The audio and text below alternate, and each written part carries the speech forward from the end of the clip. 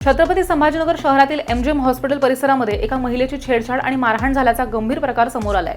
ह्या प्रकरणामध्ये 2 परदेशी म्हणजेच नायजेरियन तरुणांचा सहभाग असल्याचं प्राथमिक माहितीतून सध्या समोर आलंय।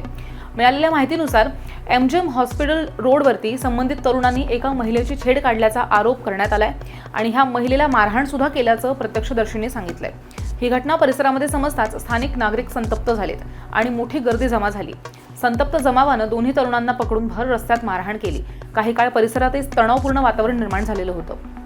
परिस्थिती हाताबाहेर जाण्याची शक्यता लक्षात घेऊन पोलिसांनी तातडीनं घटनास्थळी धाव घेतली आणि सुरुवातीला जमावाला शांत करणं आव्हानात्मक ठरलं, पण पोलिसांनी हस्तक्षेप करून संबंधित तरुणांना जमावाच्या तावडीतनं सोडवलं आणि ताब्यात घेतलं।